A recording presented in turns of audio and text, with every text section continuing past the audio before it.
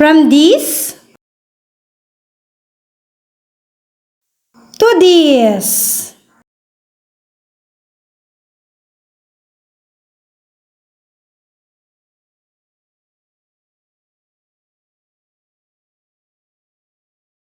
Hello mga katindera! Magandang umaga!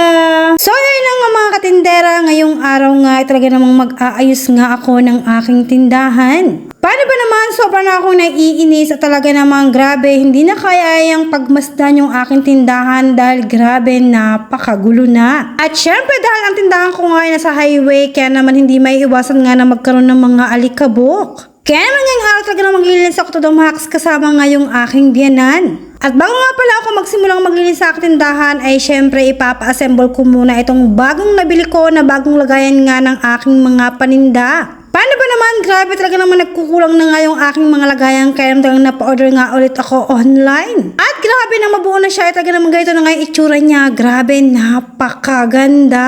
Bali nga pala 5 layer yan at kulay white. Syempre ang tindahan ko ay team puti.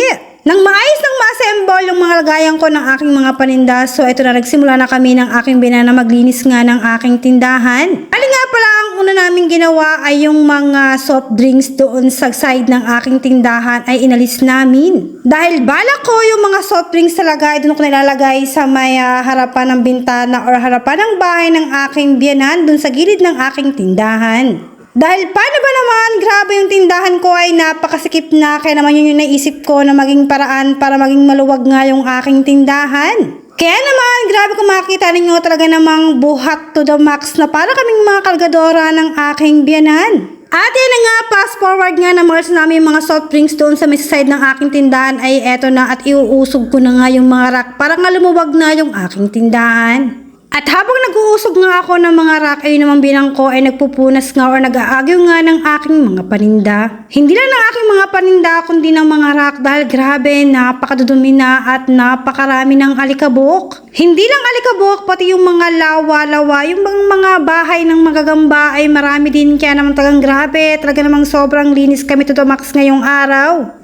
At nang matapos namang mausog yung mga rack doon sa side ng aking tindahan, ayun na mga paninda ko ang aking inasikaso. Dahil ang bala kong ilagay doon sa mga pina-assemble ko na lagay ng aking tindahan ay yung mga noodles. Ayoko na kasi na may mga nakasabit na kung ano-ano doon sa aking tindahan, kaya naman naisip ko na tanggalin na yung mga basket na lagayan nga ng mga pansit canton, ng mga noodles, at ng kung ano-ano pa dahil bala ko nga doon ko na siya ilalagay sa mga pina-assemble ko na lagayan nga ng paninda ko. Dahil para naman ang aking tindahan talaga namang maayos na, malinis na, at isa pa naka-organize ang aking mga paninda. O diba kapag ganon, grabe, napakaganda sa mata, tapos alam niyo yun, mas makakakit ka pa ng mga customers. So yun nga kung makikita ninyo nga, o diba, napakaganda ng tingnan ng aking mga paninda dahil lahat nga naka-organize at maayos ko nang nailagay. Grabe namang oras na yan, sobrang pagod na kami, pero grabe, hindi pa nga kami nangangalahati dahil napakarami pa nga naming aagiwan o tatanggalan nga ng mga alikabok. Bali nga pala yung binan ko nag-aagiw o natatanggal nga ng mga alikabok at bali nga pala ako yung nag-aayos nga ng aking mga paninda, ina-assemble ko at ino-organize ko nga parang maayos kong tingnan. At fast forward nga, so eto na nga, tapos na nga akong maglinis, mag-ayos ng aking tindahan at ito na nga pala yung kinalabasan. Bali nga pala kung makakita ninyo sa unang video, o diba napakagulo ng aking tindahan at open siya.